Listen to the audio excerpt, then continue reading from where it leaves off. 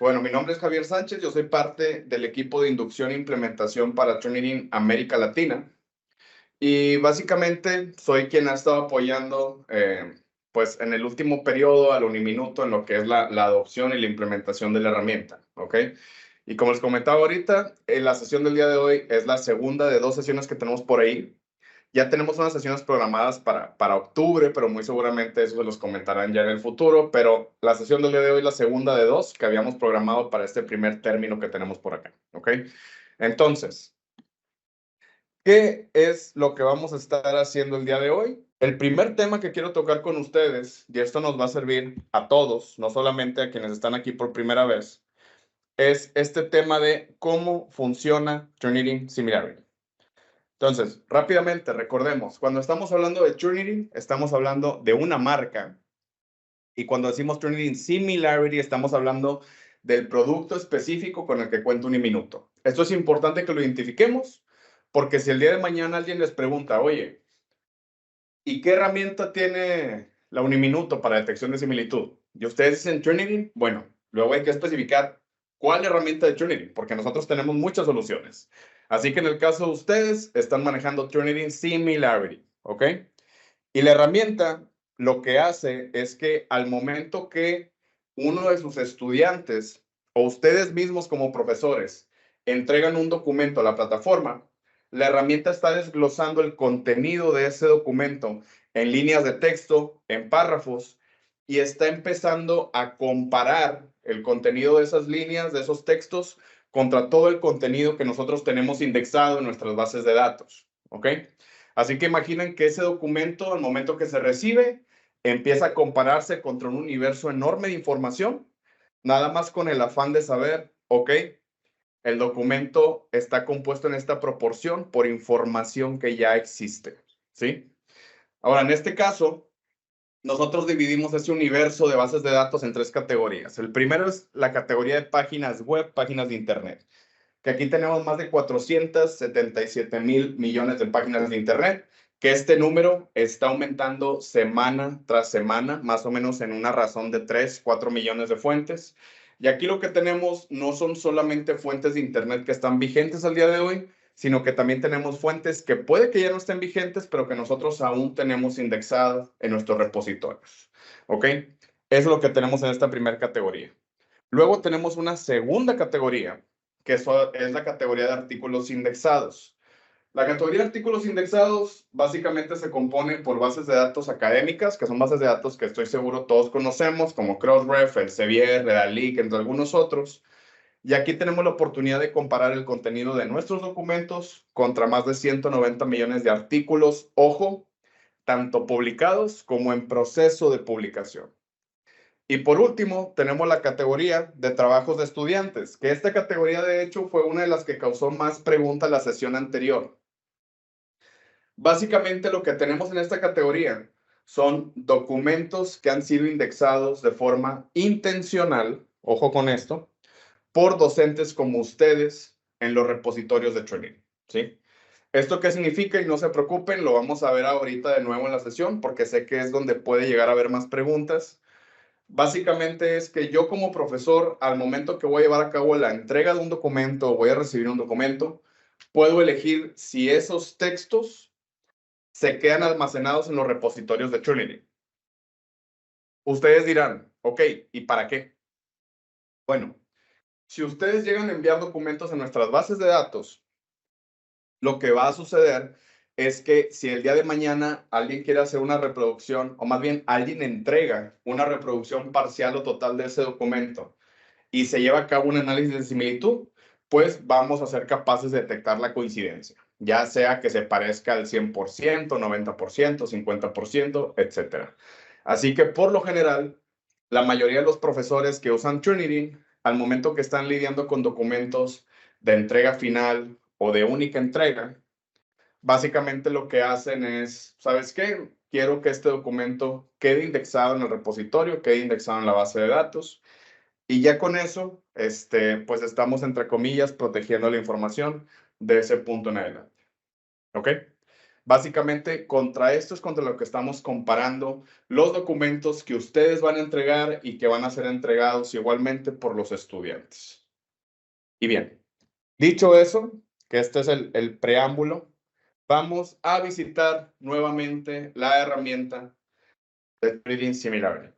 Si ustedes recuerdan, porque lo veíamos en la sesión anterior, para que nosotros podamos llevar a cabo el análisis de documentos en el ambiente web de Trinity Similarity, digo ambiente web porque puede ser posible que la herramienta la utilicemos ahora o en el futuro a través de otros flujos de trabajo, pero en este caso particular el ambiente web, vamos a tener que ingresar al URL que se ha designado para el Uniminuto para la revisión de documentos, que en este caso el URL es uniminuto.trinity.com, ¿ok? ¿Qué sucede? Que al momento que ustedes vayan a esta página, van a ver algo como esto en pantalla. Van a ver una pantalla de inicio de sesión que les está pidiendo un nombre de usuario y una contraseña. Ojo, para que ustedes puedan iniciar sesión, es necesario que ya hayan pasado por un proceso de activación de sus cuentas. ¿A qué me refiero con esto? Que ustedes van a ser registrados en Trinity y van a recibir un correo que va a decir, oye, fuiste registrado en esta herramienta, configura tu usuario. Y ya con eso ustedes van, crean su nombre de usuario, crean su contraseña y con eso ya pueden ingresar a la plataforma. Esto es muy importante que lo tengamos claro porque si no hemos pasado por ese proceso de activación, no nos va a ser posible ingresar al ambiente de trabajo, ¿ok? Así que les recomendaría que en caso de que al día de hoy ustedes no cuenten con un usuario y quieran tener un acceso, se informen por ahí con el equipo de Gustavo o con Ligia para saber cuál es el proceso que debemos seguir para esa solicitud de acceso. Entonces, vamos a suponer que ustedes ya recibieron su correo donde lo registraron a esta solución. Ustedes ya generaron un usuario, ya generaron una contraseña. Entonces, ¿qué pasa al momento que ingreso a sesión? Que llego a esta pantalla de bienvenida, ¿ok? Esta pantalla de bienvenida la llamamos así porque básicamente me está orientando de en dónde se encuentra cada cosa. Del lado derecho tenemos unos botones que nos permitirían consultar guías de uso de la herramienta. Nos permiten también enviar comentarios al equipo de Trinity en caso de que tengamos algún comentario. E igualmente vamos a tener por acá la pantalla más importante, que de hecho la pantalla que está centrada, que es la más grande, que en este caso va a decir Trinity Similarity, ¿sí? En este caso, lo que yo tengo que hacer en esta pantalla es hacer clic en el botón de iniciar. Y una vez que hacemos clic en el botón de iniciar, vamos a llegar a algo que luce de esta manera. Aquí, básicamente, yo estoy en una pantalla de trabajo. Y digo pantalla de trabajo porque es donde voy a poder llevar a cabo el análisis de documentos, donde voy a poder consultar los reportes de similitud. Y como ustedes pueden ver, aquí yo ya tengo mucha información, ¿sí? Aquí yo ya tengo muchos documentos que he entregado y han generado su respectivo reporte de similitud. Aquí estamos viendo los diferentes porcentajes que ha arrojado cada documento. Entonces, lo primero que vamos a visitar nuevamente es cómo podemos nosotros como profesores llevar a cabo la carga directa de uno de estos documentos, ¿sí? Supongamos que ustedes tienen por ahí a lo mejor uno o dos documentos guardados o tienen un zip lleno de documentos que quieren revisar. ¿Cómo podemos llevar a cabo la entrega de esos documentos? Esto va a ser muy sencillo.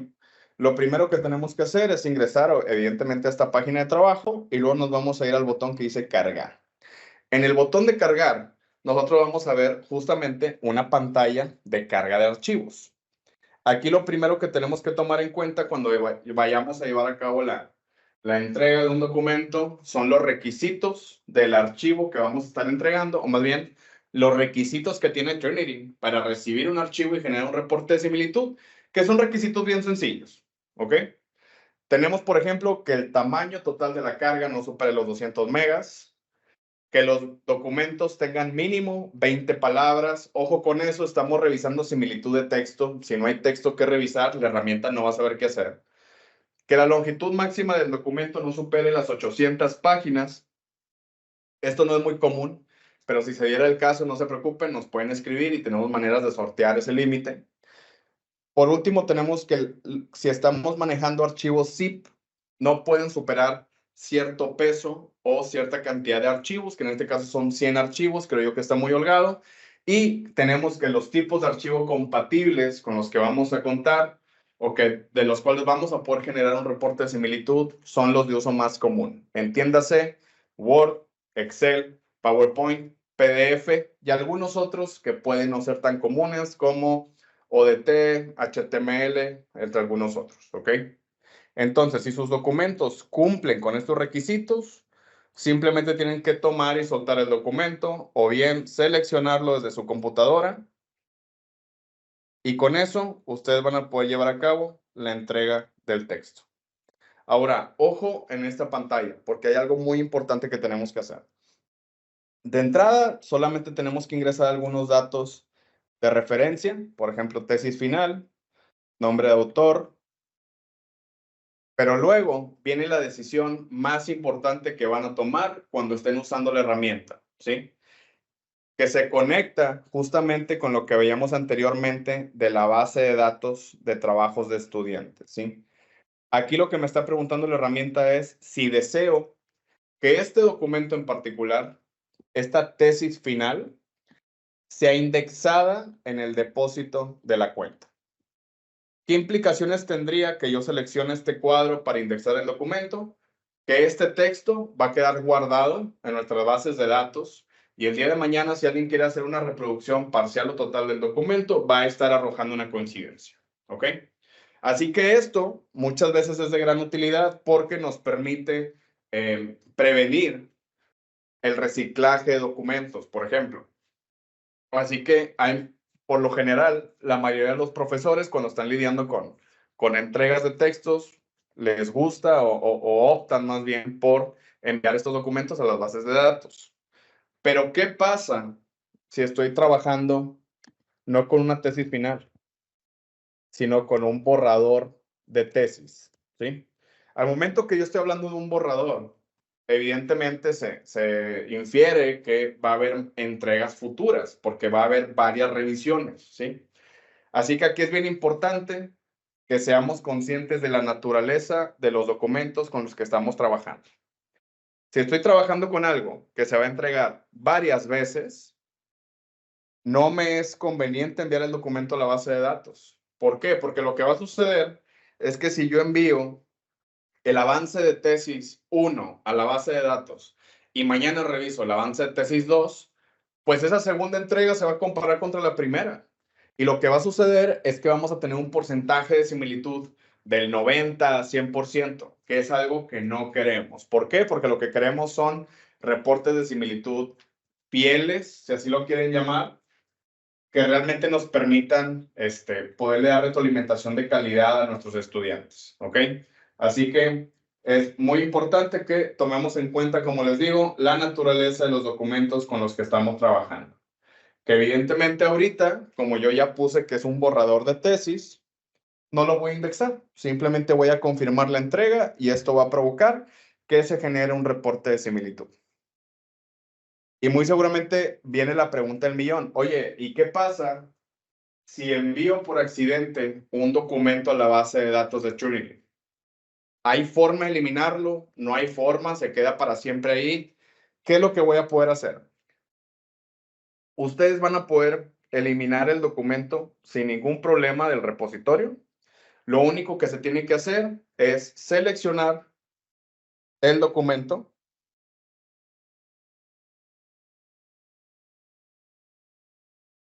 Y una vez que seleccionemos ese documento, de ahí vamos a estar pasando a eliminarlo y a vaciarlo de la papelera. Muy bien, entonces lo que veíamos ahorita era justamente ese tema de, oye, ¿cómo eliminamos documentos del repositorio? Como les comentaba, es tan fácil como llevar a cabo la selección, eliminar el documento y luego, ojo con eso, tenemos que vaciar la papelera. Como lo hacen ustedes con su computadora cuando tienen documentos que ya nunca van a volver a utilizar, es el mismo proceso que seguimos, ¿ok? Ahora, siguiente tema importante. Ahorita, lo que yo hice fue la versión más sencilla de una entrega que se puede llevar a cabo. ¿Por qué digo la versión más sencilla? Porque lo único que hice fue ingresar fue hacer clic en el botón de cargar y básicamente entregué un documento en esta pantalla principal. Pero si ustedes se dan cuenta, yo tengo aquí unas carpetas. Y ustedes se preguntarán, oye, ¿para qué me sirven esas carpetas? Bueno, las carpetas nos van a dar diferentes beneficios. El primero de los beneficios es que vamos a poder organizar la información de acuerdo al formato que nosotros creamos conveniente. ¿A qué me refiero con esto? Oye, ¿sabes qué? A lo mejor yo tengo varios tesistas o a lo mejor yo tengo varios investigadores. ¿Qué puedo hacer? En vez de tener todos los documentos en esta pantalla principal en un formato de lista, yo voy a poder tener carpetas para cada investigador o cada tesista e inclusive voy a poder tener subcarpetas dentro de cada carpeta para poder segmentar todavía mayor detalle. Así que esto es algo que yo realmente les aconsejo mucho porque si bien aquí tenemos una barra buscadora y aquí vamos a poder ver todos los documentos, por lo general ayuda mucho tener la información organizada, ¿sí? Es el primer beneficio de las carpetas. El segundo beneficio de las carpetas, ¿cuál va a ser? Que ustedes pueden configurar una carpeta para que todo su contenido sea indexado en la base de datos. Y ustedes se preguntarán, oye, ¿y cuándo es conveniente esto? Pensemos que ustedes por ahí ya tienen 50 documentos. Y esos 50 documentos ustedes quieren que estén en el repositorio de Turnitin, pero obviamente no van a estar cargando los 50 uno por uno, etcétera. ¿Cuál sería la opción más sencilla? Simplemente crear una carpeta que tenga una opción que lleva por nombre los archivos cargados a esta carpeta se utilizarán para realizar una comparación de similitud. Si activamos esa opción, básicamente todo el contenido de la carpeta se va a indexar en el repositorio de Turnitin. Así que, ¿qué va a suceder? Que si ustedes activan esta opción y guardan la carpeta y luego entran y cargan el zip, básicamente estamos haciendo una carga masiva en la base de datos. O inclusive, lo que pueden hacer es dejar configurada esa carpeta para que todo se indexe y revisan un documento por fuera, o sea, que esté aquí en la pantalla principal sin enviarlo a la base de datos y luego lo que pueden hacer es seleccionar el documento y moverlo a la carpeta que tienen configurada para la indexación. Así que aquí también podemos revisar primero un documento sin indexar y luego lo podemos indexar enviándolo a la carpeta que especificamos. Ese es otro beneficio que tenemos de las carpetas. Lo único que sí les recomendaría es que si van a utilizar esa función, de preferencia, pónganle aquí una nota al nombre de la carpeta o algo por el estilo, nada más para que no se nos olvide que la tenemos configurada de esa forma. ¿Ok? Y el último beneficio que tenemos de las carpetas es el beneficio que estoy seguro le van a sacar mayor provecho, que es el siguiente escenario.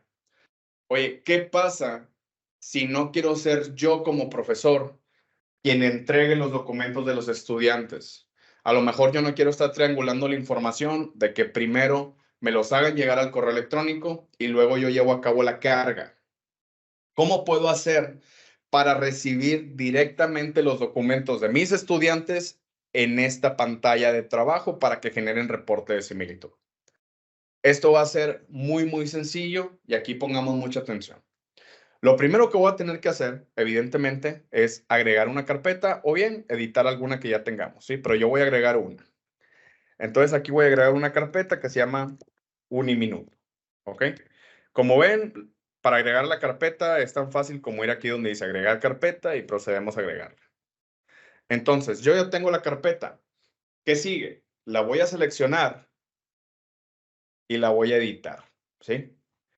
En la opción de editar, además de la opción que veíamos anteriormente para indexar todo el contenido, vamos a ver que tenemos una opción que dice habilitar enlace de entregas de los estudiantes.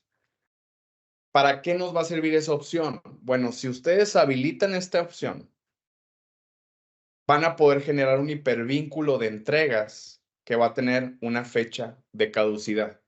¿Y a qué me refiero con esto? Que ustedes van a poder generar un hipervínculo con una fecha de caducidad personalizada y a cualquier persona o grupo que le compartan este hipervínculo van a poder llevar a cabo entregas de documentos a la carpeta que ustedes definieron, ¿sí? Aquí lo que estamos haciendo, y lo voy a guardar, lo que estamos haciendo es generar un canal mediante el cual van a poder enviarme documentos a la carpeta que yo definí. Ojo, no le estamos dando acceso a la carpeta a esos usuarios. Lo que estamos haciendo es que les estamos dando una vía, les estamos dando un medio para que me hagan llegar un documento a la base, bueno, perdón, a la base no, a la carpeta que creé. Y lo que va a suceder es que al momento que ellos lleven a cabo la entrega, y aquí lo podemos hacer, José Sánchez, aquí voy a poner mi correo electrónico. Al momento que ellos lleven a cabo la entrega, de hecho les va a llegar un correo de confirmación, así que ellos también van a tener un comprobante de que llevaron a cabo la entrega en día y hora específico. Y una vez que ellos hagan este proceso, a lo mejor les van a notificar a ustedes, oye, ¿sabes qué? Ya subí el avance de mi tesis, ya subí mi artículo, lo que sea. Y cuando ellos hagan la entrega, aquí en la parte de la carpeta, van a ver que ya se está procesando el documento. Así que de nuevo, en caso de que ustedes no quieran triangular la información, podría ser una opción muy útil para poder revisar documentos, haciendo el proceso un poquito más ágil, ¿sí? Pero de nuevo, ojo, no le estamos dando acceso al estudiante o al autor a su reporte ni al ambiente de trabajo. Nada más le estamos dando un canal para que nos haga llegar directamente el archivo a la carpeta que definimos y que se genere un reporte de similitud, ¿ok? Así que esta opción, de nuevo, es la que más utilizan los profesores, así que yo recomendaría que también buscaran ustedes la forma de sacarle provecho, que estoy seguro se debe alinear a sus flujos de trabajo. Antes de pasar al siguiente tema, si gustan, vamos a hacer una pausa. Gustavo, si gustas aquí, puedes tomar la palabra, lo tomamos como parteaguas y ya pasamos a lo que sigue. Bueno, como ustedes saben, esta es una sesión, esta es la segunda sesión de la capacitación en Turnitin, que hace parte de una estrategia que estamos llevando a cabo en Campus Digital sobre listones digitales. Son credenciales alternativas que ustedes van a recibir como respaldo a una formación que equivale a 8 horas, entre 8 y 40 horas en realidad. Y a esto lo llamamos listones.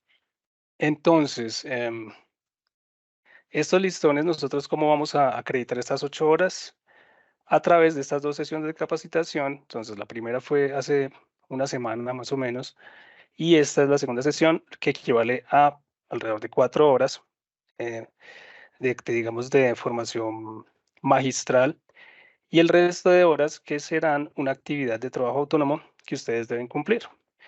Y les voy a explicar justamente en este momento cómo es que se debe hacer esa actividad.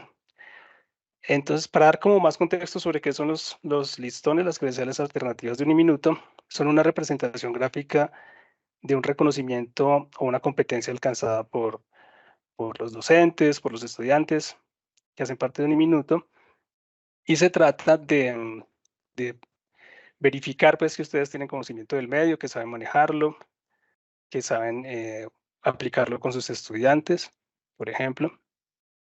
Estos listones son intransferibles, son verificables a través de Internet, están basados en un mecanismo de blockchain y se pueden compartir, por ejemplo, en una página web, en su hoja de vida, en un blog, en un portafolio, como ustedes quieran. Entonces es algo que les va a traer muchos beneficios a la hora pues de certificar y de acreditar que ustedes tienen manejo de ciertos medios, específicamente pues con nosotros, con Campus Digital, los que nosotros administramos, que son los medios educativos digitales, entre ellos Turnitin.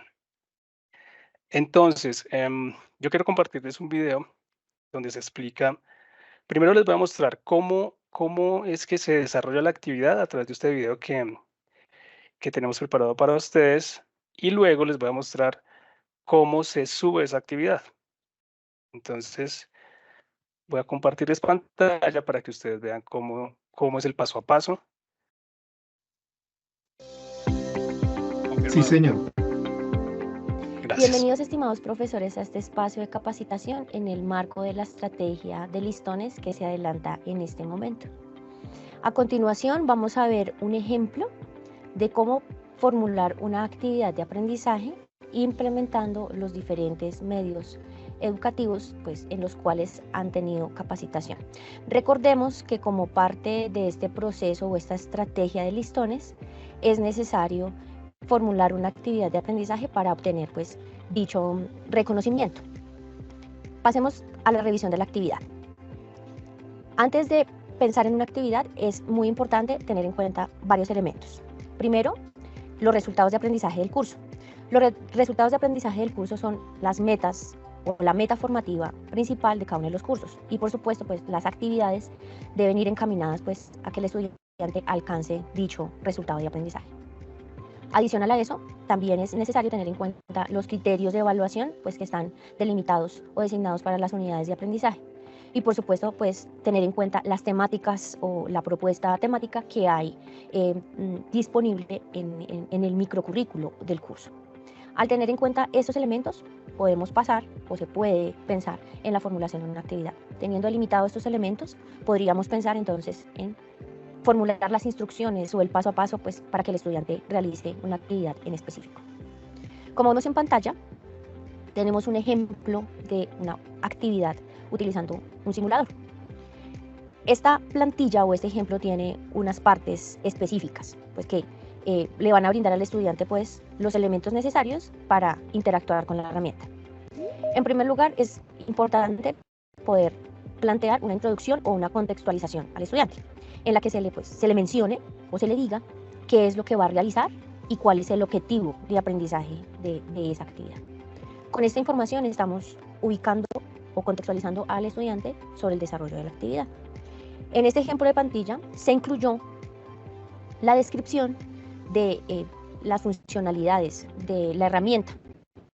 Ustedes como expertos o como tutores están en libertad de agregar más elementos o si es necesario de pronto eliminar esa descripción si lo consideran pues, necesario dentro de las instrucciones. Lo que sí es importante es dar la introducción sobre pues, lo que va a hacer el estudiante y cuál va a ser el objetivo de aprendizaje de esa actividad en particular. Posterior a esa introducción o contextualización, la idea es proponer el paso a paso, las fases, las etapas, o como lo dice acá, la ruta de aprendizaje por la que va a transitar el estudiante para interactuar con la herramienta. Con este ejemplo, queremos mostrar esa ruta de aprendizaje dividida en fases. Unas fases pues, que previamente se han pensado de acuerdo pues, a la estructura de la herramienta o del simulador. Sin embargo, ustedes como tutores y expertos en la temática están en libertad también en esta fase o en esta etapa de hacer los ajustes que consideren necesarios de acuerdo a la actividad que vayan a desarrollar. Puede que para alguna de sus actividades el estudiante no requiera una fase de reconocimiento, sino quizás tendrían que pasar de una vez a la fase de indagación y de interacción con la herramienta. Aquí en este ejemplo vemos 3 etapas o 3 fases, una fase de reconocimiento, una fase de indagación y toma de notas durante la interacción y una fase de registro de datos. Sin embargo, pues como lo había comentado anteriormente, ustedes pueden identificar otras fases, otros pasos o basarse en estas fases que ya están acá para hacer los ajustes y agregar las instrucciones que consideren necesarias en la ruta de aprendizaje. Lo importante en esta ruta de aprendizaje es mantener la línea o ser coherentes con esa propuesta disciplinar que trae el curso, es decir, con los resultados de aprendizaje y los criterios de evaluación. Las fases que están propuestas acá se desembocan en la evidencia de aprendizaje. La evidencia de aprendizaje es el producto final en el que se van a condensar o se van a plasmar pues, los conocimientos que obtuvo el estudiante luego de haber interactuado con la herramienta. Aquí, como lo vemos en el ejemplo, pues se le pidió al estudiante que explicara los procedimientos que siguió durante la práctica, que justificara las decisiones que tomó durante la simulación, que adjuntara los reportes pues, que le proporcionó la plataforma luego de hacer la interacción. Por supuesto, ahí en esa plantilla hay unos espacios en verde en los cuales ustedes pueden incluir las instrucciones o los elementos que consideren deben ir o se deben incluir en esa evidencia de aprendizaje. En ese caso, pues eligió un informe escrito. Ustedes también pueden determinar cuál sería el tipo de entregable pues, en el que los estudiantes tendrían que entregar su evidencia de aprendizaje. Lo importante es, como siempre, mantener esa linealidad o esa coherencia desde el inicio hasta ese momento sobre lo que los estudiantes hicieron en la ruta y, por supuesto, sobre el contenido y esos resultados de aprendizaje que ya están dispuestos en el curso. Finalmente, pues llega un momento de cierre en el que pues, se genera el proceso de evaluación. Entonces, como lo vimos, las actividades tienen un inicio con una introducción, una contextualización, tienen un desarrollo con esa ruta de aprendizaje y con la elaboración de la evidencia, y por supuesto hay un cierre con el proceso de evaluación. Ese proceso de evaluación pues debe ser claro, debe ser coherente y transparente para el estudiante. En este caso, para este ejemplo de actividad, se propuso como instrumento de evaluación la rúbrica. Sin embargo, de acuerdo a las actividades que realicen y lo que ustedes le soliciten al estudiante que realice en el simulador, pues esto puede variar. Puede que haya unos ejercicios en los que toque hacer unas acciones muy puntuales dentro de la actividad, dentro del simulador, y esas acciones requieran una evaluación de forma simple, directa en el libro de calificaciones. Puede ser. Pero puede ser que otros ejercicios, como lo vemos acá, pues requiera una rúbrica en la que pues los criterios determinados pues tengan que ser gradados en los diferentes niveles de calidad de la evidencia. O también puede ser que, de acuerdo a lo que realizaron, se requiera una lista de chequeo en la que se marque si el estudiante realizó o no dicho procedimiento o paso. Como lo ven, esta parte es muy flexible porque, pues, de acuerdo a lo que se realiza en la actividad, la idea es que se genere un instrumento de evaluación o un momento de evaluación, pues, transparente para el estudiante y que, por supuesto, allí en ese proceso de evaluación se evalúen o los criterios que se propongan allí, pues, se correspondan con la ruta de aprendizaje que transitó y, por supuesto, con los resultados de aprendizaje del curso. Con esta estructura general de tipo de actividad, podemos garantizar o garantizaríamos los requerimientos o los elementos mínimos para mostrarle una actividad consistente al estudiante que por un lado le permita interactuar con la herramienta, conocer la herramienta y hacer la simulación pues que se desea, y por supuesto por otro lado afianzar o alimentar las aulas de los cursos pues que ustedes tengan a cargo. Con esta plantilla y con esta información, la idea es que a través de un aula especial que está diseñada para cada uno de ustedes o para cada una de las herramientas o los medios educativos, que ustedes generen la actividad de aprendizaje y ya luego surtirá un efecto de revisión y validación para pues posteriormente asignar los listones a los profesores que pues lograron formular adecuadamente su actividad. Entonces, con este ejercicio vamos a dar un cierre a esta explicación y pues invitarlos nuevamente a que participen en esta iniciativa, a que pues hagan el ejercicio, por supuesto dinamicen sus aulas y pues por último puedan obtener su listón como el reconocimiento en esta iniciativa. No siendo más, pues me despido. Muchísimas gracias. Esa es la actividad que se debe hacer.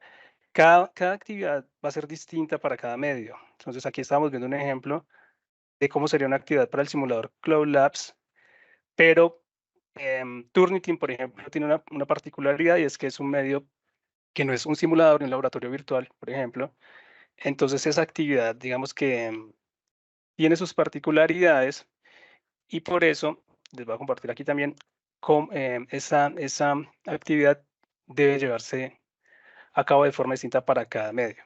Específicamente con Turnitin, no es algo que dependa tanto como del trabajo que hace el estudiante en el desarrollo del medio, en su aplicación, sino que es algo que está más, digamos, que del lado del profesor, que es, se trata pues de verificar la similitud y estas cosas que hace Turnitin. Entonces, por eso, cuando ustedes entren aquí al aula de especiales, donde están los listones, todavía no van a encontrar Turnitin porque estamos, digamos, ajustando esa actividad y ya esperamos que tal vez el lunes esté aquí listo en este listado, ¿no? Entonces, voy a compartirles este enlace también para que ustedes lo tengan ahí y puedan ingresar a aulas especiales y explorar pues la ruta por donde deben subir esa actividad. Permítanme que lo hice acá. Entonces, ustedes van a encontrar aquí todos los medios, ¿no?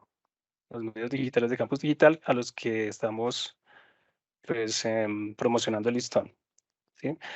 Van a encontrar aquí pues este video que es el que acabamos de ver y en la plantilla, cuando esté lista la de Turnitin, simplemente pues la descargan, se hace pues todo el desarrollo de la actividad y ustedes en su perfil de profesor van a encontrar, digamos, este de Cloud Labs, que es el que vimos ahorita, van a encontrar aquí también la plantilla y van a encontrar en su perfil de profesor, yo no tendría digamos, esa opción, van a encontrar una opción de subir actividad, ¿sí? Y nosotros aquí van a encontrar un botoncito que dice agregar o subir actividad, algo así, no me acuerdo. Nosotros vamos a poder aquí revisar en los envíos. Vamos a tener aquí una opción de descarga pues, de esas actividades. Eso se revisa por el equipo de diseño instruccional, pues se verifica que esté acorde a los pasos, a todos los requerimientos que tiene el documento. Y una vez revisado, entonces, digamos que eso completa, pues es evidencia de que se completaron las horas requeridas para el listón, que son las 8 horas, y con eso se podrá expedir el listón. ¿Cómo se ve ese listón? Les quiero mostrar también cómo quedaría eso. Ya les voy a copiar este enlace aquí en el chat. ¿Cómo se vería ese listón? Es básicamente un enlace, ¿no? Eso está, digamos, alojado en una página web. Cuando yo le doy clic, ustedes van a encontrar algo así. Esta es como la representación gráfica de la insignia, perdón, del listón, una descripción del medio en el cual se están certificando, los criterios para conseguirlo que ustedes ya cumplieron, y va a estar aquí una firma y el nombre de cada uno de los profes que tienen el listón. Obviamente esto pues no la tiene porque, como les contaba, esto es algo único, es algo intransferible y nosotros ni siquiera tenemos acceso a cada uno de los listones que se les otorgan a ustedes. Esto es algo que les llega a ustedes y nadie más lo tiene. Pero de igual forma, así lo tuviéramos, no podemos hacer nada con eso porque está totalmente autenticado para la persona que lo obtuvo y solo esa persona lo puede, digamos, validar mediante esta dirección que ustedes encuentran acá en el navegador. Y para ya darle paso a Javier a explicar el tema de la solicitud el acceso a Turnitin. Entonces, hay, digamos, el canal oficial por el cual se solicitan todas las licencias de los medios educativos es el de GLPI. Les voy a explicar cómo es ese proceso. Ahorita yo copio la dirección acá y ya les muestro.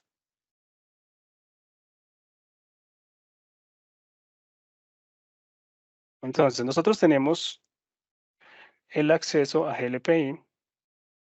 GLPI, como seguramente ustedes conocen, es la plataforma en la cual se hace toda, pues, como toda la mesa de servicio, la mesa de ayuda de Uniminuto. Entonces, ustedes ingresan con sus credenciales, no deben poner el dominio, o sea, el arroba Uniminuto, eso no va. Su contraseña del correo normal, acceden.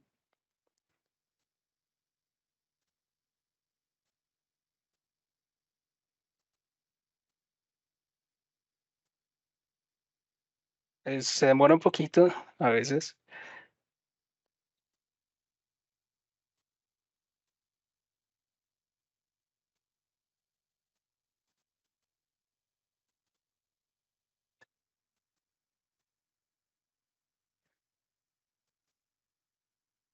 Bueno, está demorando más de lo normal, pero estoy cargo. Entonces, en la mesa de servicio de GLPI, aquí la tenemos. En el inicio, ustedes van a seleccionar en la estructura de árbol campus digital o campus virtual. También nos conocen como campus virtual. En servicios integrados, vamos ahí a campus virtual. Y con eso digamos que estamos bajo la sombrilla de los servicios que prestamos en campus virtual. Listo, aquí lo tenemos. Vamos a crear una incidencia. Aquí en la opción crear incidencia.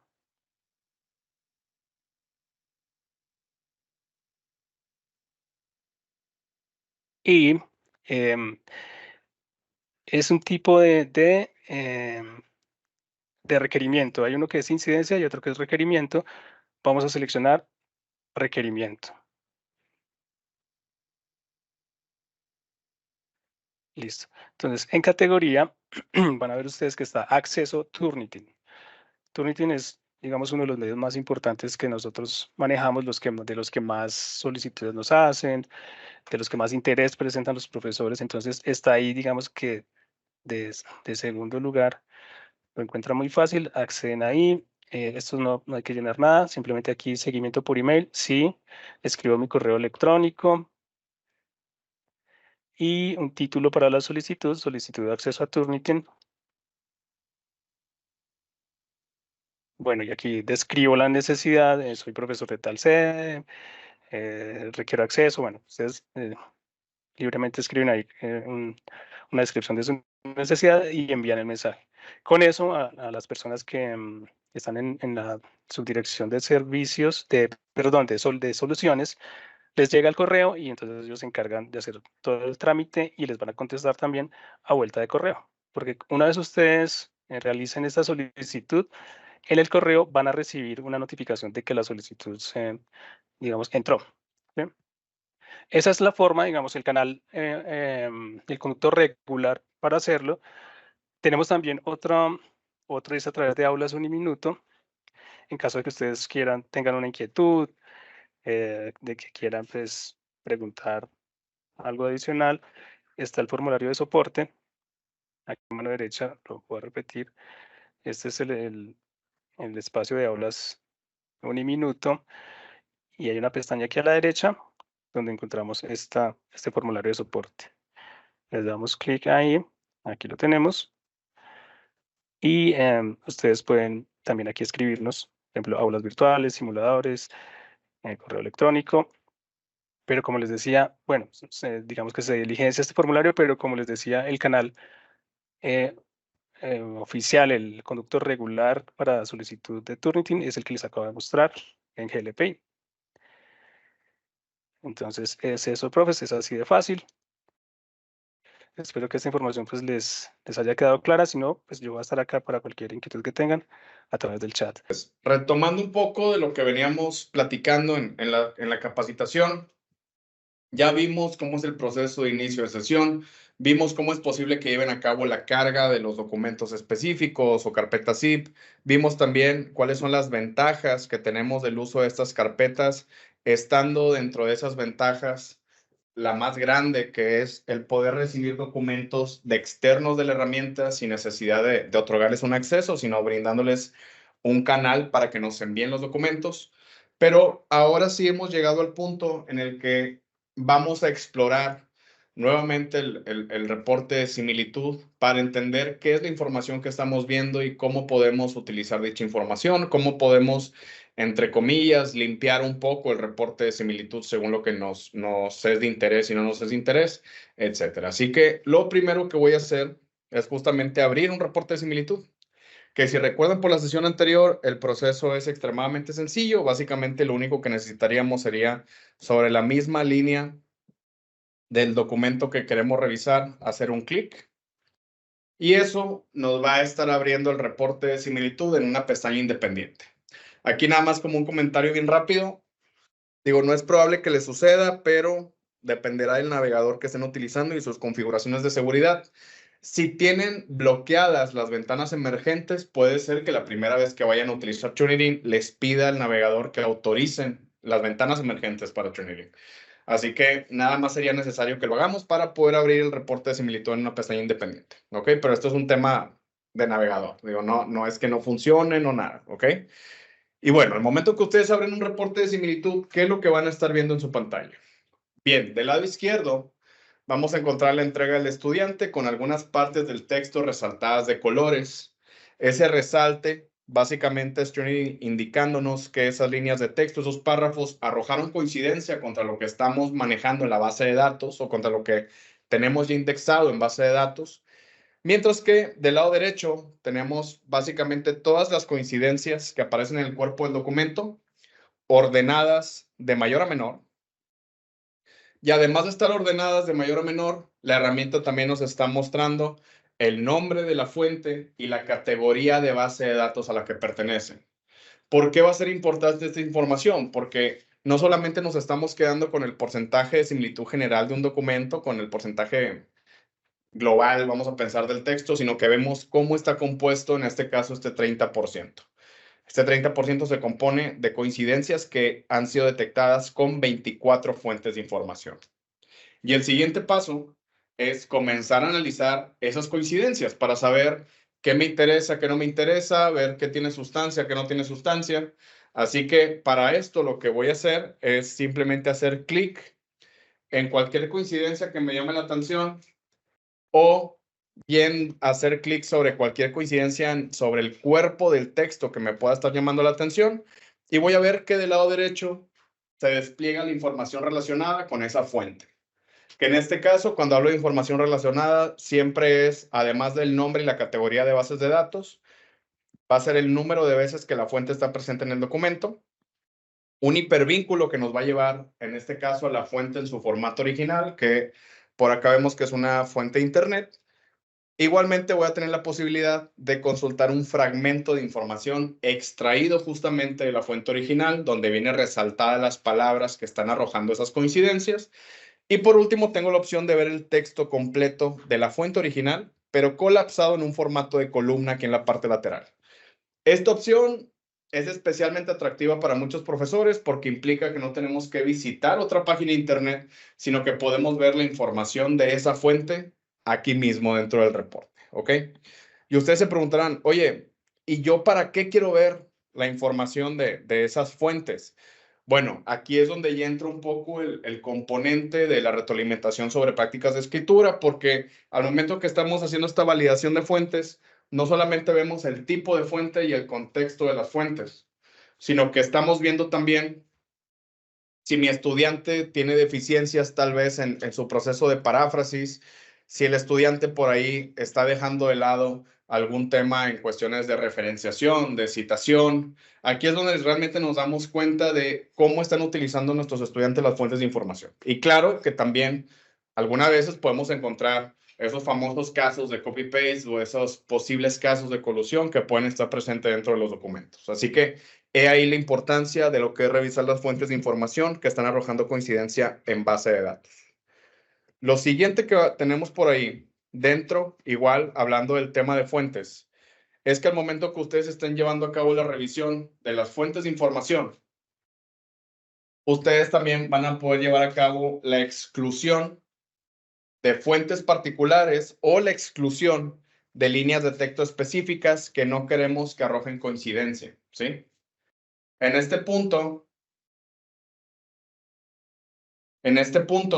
lo que podemos hacer es, por ejemplo, oye, ¿sabes qué?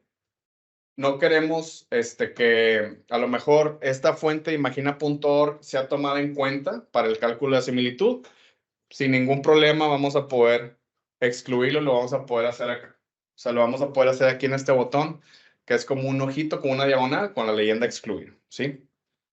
O igual, ustedes pueden decir, ¿sabes qué? Es que no me interesa deshacerme de la fuente de información completa, sino que lo que me quiero deshacer es de una línea de texto específica que me está arrojando una coincidencia.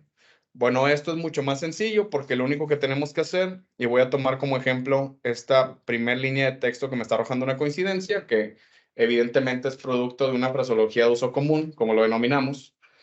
Lo que voy a poder hacer es simplemente hacer clic en la línea de texto que quiero que sea descartada. Y de ahí lo que voy a poder hacer es elegir la opción de excluir este texto.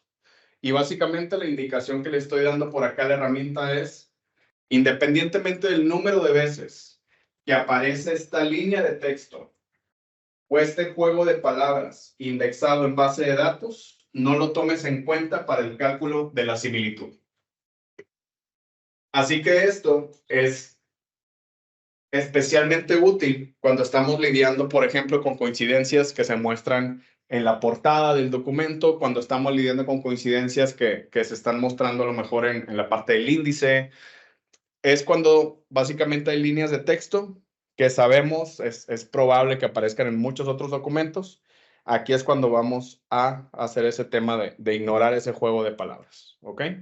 Que por ejemplo, si yo aquí excluyera esta línea, ustedes van a ver tuve un impacto en el porcentaje general de similitud, pequeño, pero lo tuve, donde el porcentaje disminuyó de un 30% a un 29% de similitud general. Y básicamente, conforme vayamos excluyendo criterios, pues vamos a tener también un porcentaje de similitud más pequeño porque estamos dejando cosas por fuera, ¿ok? Ahora, ¿qué sucede si yo no me quiero deshacer de una línea de texto? Sino que lo que me quiero deshacer es de criterios más amplios que están siendo detectados como coincidencia en el documento, como lo pueden ser las citas textuales, como lo pueden ser los apartados de bibliografía, que ambos tienden a mostrar coincidencias porque alguien en alguna parte del mundo ya los utilizó, o bien, pues las citas son tal cual estratos textuales de otros documentos, ¿no? Así que sabemos que son elementos que van a arrojar coincidencia de forma recurrente. ¿Qué podemos hacer para que no sean tomados en cuenta? Muy sencillo. Vamos a irnos a este botón, que es como un pequeño engrane de color negro aquí al lado derecho. Y si hago clic, voy a ver todas las opciones de filtraje que tenemos disponibles para el documento. Estas opciones de filtraje van desde poder elegir contra qué bases de datos de Turnitin se está comparando el documento, que evidentemente la idea es que tengamos seleccionadas la mayor cantidad posible para pues asegurar que estamos teniendo un análisis de similitud a profundidad. Pero luego también vamos a tener esta opción de excluir elementos puntuales, como justamente la bibliografía, las citas del documento, e inclusive vamos a tener la oportunidad de descartar fuentes de información, estableciendo un parámetro mínimo que deben de cumplir de coincidencia dentro del documento, como para ser consideradas relevantes. ¿Ok? Así que en este tema, ustedes pueden tomar la decisión de, ¿sabes qué?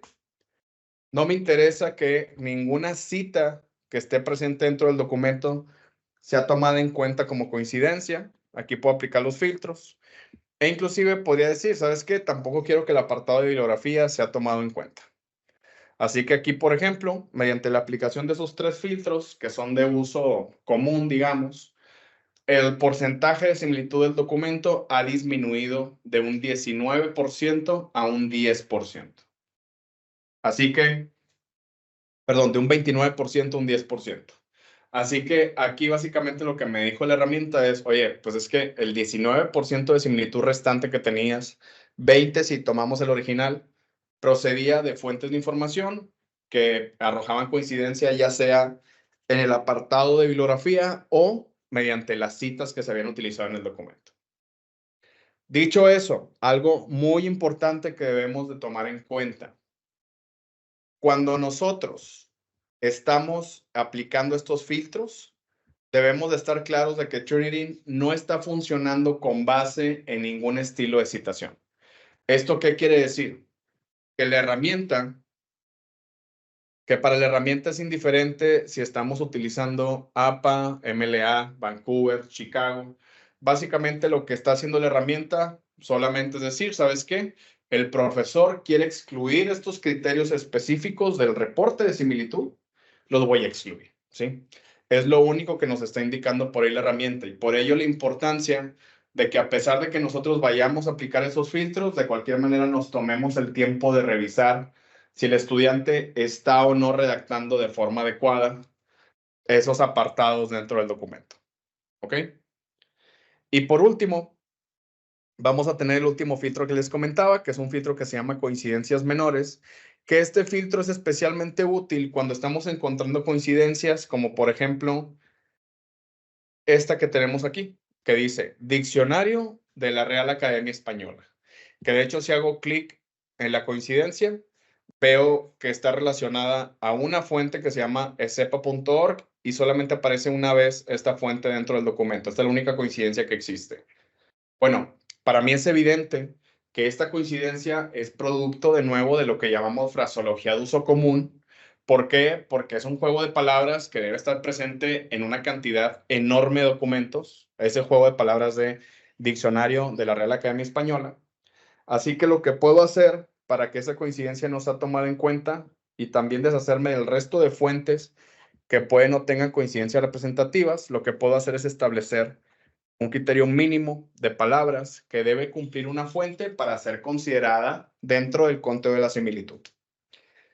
Así que aquí lo que voy a hacer es que en el filtro de coincidencias menores le voy a decir a Turnitin, oye, no me tomes en cuenta ninguna fuente de información cuya presencia en el documento sea inferior a este determinado número de palabras, que por ejemplo aquí yo voy a poner 25, ¿sí? En sí, el mínimo de palabras a utilizar en el filtro son 8. En cuanto máximos, la realidad lo dejo a su criterio, dependiendo del tipo de documento que estén revisando. Por lo general, el promedio en el que se mueven los profesores va de 15 a 30, pero otra vez depende mucho del documento que se esté revisando, ¿no? Entonces, si yo aplico este filtro, lo que sucede es que todas esas fuentes pequeñas que no eran significativas han dejado de ser parte del conteo de similitud. Y es así que, mediante la aplicación de algunos filtros, un documento que había, por ahí iniciado con un 30% de similitud, ahora solamente lo tenemos en un 5%. Importante nada más recordar, el objetivo que estamos persiguiendo no es que el reporte de similitud termine en 0, ¿sí? En esto quiero ser muy claro. Realmente lo que yo hice en este documento es que descarté los elementos que no me interesaba que fueran tomados en cuenta en el cálculo de la similitud. Es lo único que hice, porque al final del día, pues tenemos que ser coherentes con lo que vemos en el documento, con lo que nos interesa, no nos interesa, etcétera. Ok, nada más digo ahí como comentario. Y bueno, ustedes se preguntarán, ¿ya terminamos? En sí, lo que tiene que ver con similitud puede ser que ya hayamos terminado. Pero en este documento en particular, tenemos una cosa más que debemos de revisar.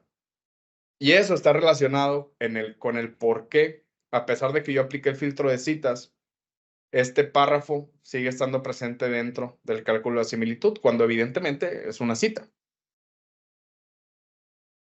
Y esto es debido a esta bandera de color rojo que tenemos aquí al lado izquierdo.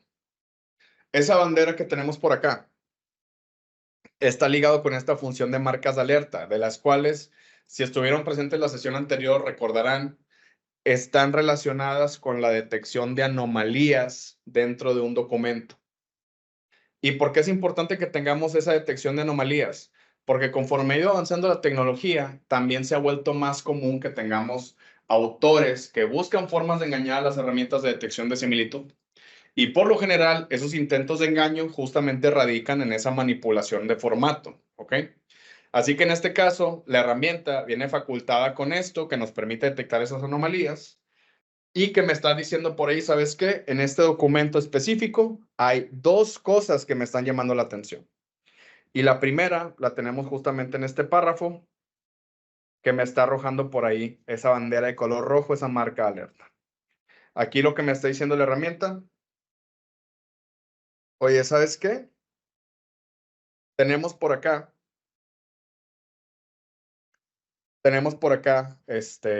un caso que denominamos caracteres reemplazados. Los caracteres reemplazados aparecen cuando el autor del documento sustituyó letras de nuestro abecedario por símbolos de un abecedario cirílico, ¿sí? O sea, aquí básicamente lo que está sucediendo, y déjenme se los hago un poco muy grande, es que el autor de este documento sustituyó las letras A de nuestro abecedario por símbolos que se asemejan a una letra A. Así que aquí la herramienta está detectando esa anomalía y lo que está haciendo la herramienta, lo que está haciendo la plataforma, es que está diciendo, ¿sabes qué? Aquí esta letra A me están arrojando algo raro, revísalo y tú tomas la decisión de si esta coincidencia se queda o se va, porque la herramienta de cualquier manera está detectando coincidencias. Así que en ese tema en particular, la herramienta me está ayudando a detectar este tipo de situaciones. Que ojo, en este documento no solamente tenemos una marca de alerta, sino que tenemos dos. La segunda marca de alerta se llama texto oculto, o me está indicando aquí que es una marca de texto oculto. El texto oculto sucede cuando la herramienta detecta que tenemos coincidencias, bueno, no coincidencias, más bien que tenemos texto dentro del documento que no es visible al ojo humano, ¿sí? ¿Qué significa? Que la computadora lo puede leer, pero yo como persona no puedo. Que generalmente esto se ve plasmado en texto blanco, en fondo blanco, ¿sí? Que es texto que evidentemente yo con ojo humano no puedo leer.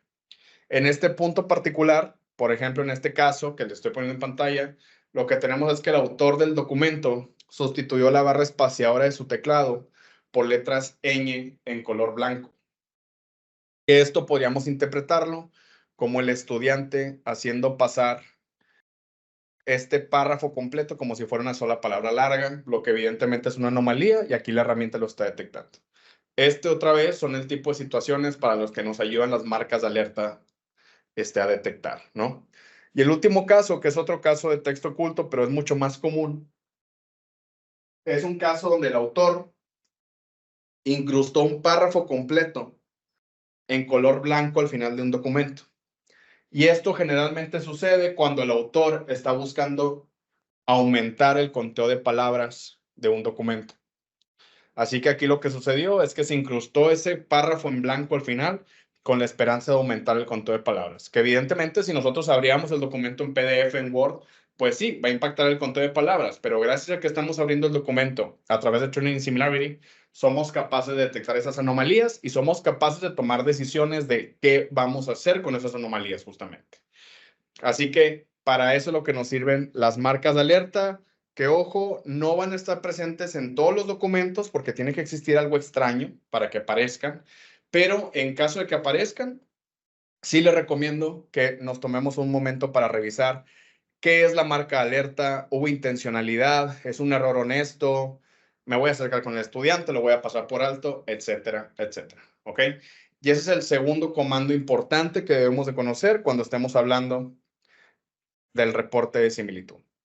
Y ya por último tenemos los últimos dos botones que vamos a explorar en la sesión del día de hoy, que nos van a dar información igual dentro del reporte de similitud o que nos van a permitir manejar mejor también la data, ¿no?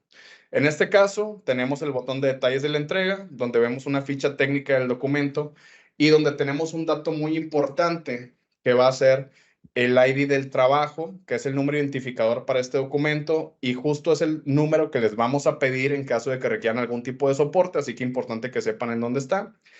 Y por último, tenemos la función de compartir el reporte de similitud, que esa función nos permite descargar o imprimir el reporte de similitud. Y esta función es muy, muy importante porque recuerden que en Turnitin Similarity yo estoy revisando los documentos en un ambiente cerrado. Significa que no le estoy dando acceso al estudiante o al autor del documento que estoy revisando. Solamente yo como profesor tengo acceso a este ambiente. Así que en caso de que ustedes quieran compartir el reporte de similitud con alguien más, sí o sí vamos a tener que descargarlo o imprimirlo para poderlo compartir, ¿ok? Y no se preocupen, no solamente se descarga el documento en cuestión, sino que viene toda la información en cuanto a coincidencias, filtros aplicados, criterios de exclusión, etcétera, pero sí tenemos que descargarlo, ¿ok? Y básicamente esto es todo en cuanto al reporte de similitud, que básicamente es lo que tenemos preparado para el día de hoy. Vimos todo el tema desde cómo ingresar a la herramienta hasta cómo aprovechar funciones adicionales que tenemos por ahí. Vimos la interpretación del reporte de similitud, todo esto de nuevo en ese ambiente que está diseñado para el trabajo de ustedes. Y bien, llegado a este punto, me gustaría hacer dos cosas, ¿sí? La primera es que les voy a mostrar bien rápido en dónde pueden encontrar ustedes recursos de apoyo en caso de que quieran consultar mayor información sobre nuestras herramientas o bien sobre temas que impactan la educación en general en la actualidad. Si ustedes se dirigen a turnitin.com, les recomiendo que revisen la página en español. Tenemos un apartado de recursos donde van a poder encontrar blogs, infografías, casos de estudio, ebooks, webinar, etcétera. No solamente sobre nuestras herramientas, sino sobre el panorama general de la educación al día de hoy. Así que lo van a poder revisar ustedes por ahí. Y la otra cosa que vamos a poder hacer es que tenemos también por ahí un centro de medios donde ustedes pueden revisar noticias, actualizaciones sobre la herramienta, pueden ver algunos comunicados que específicamente en el 23 y en el 24 hemos estado haciendo muchas mejoras de las herramientas, así que les aconsejo que lo puedan seguir. Y bueno, toda esta información está a completa disposición de ustedes, ¿ok? Y la segunda cosa que les quería comentar, que más que comentarles, pedirles un favor, es que si tienen oportunidad, al igual que como están apoyando a Gustavo y al equipo en el llenado de un enlace de asistencia de la sesión, yo les quería pedir apoyo en el llenado de una breve encuesta de satisfacción de la sesión, ¿ok? Esa encuesta pueden accederla ustedes mediante su celular, escaneando el código QR que aparece en pantalla. Recuerden, mi nombre es Javier Sánchez, mi correo está en pantalla para que de una vez lo vayan apuntando.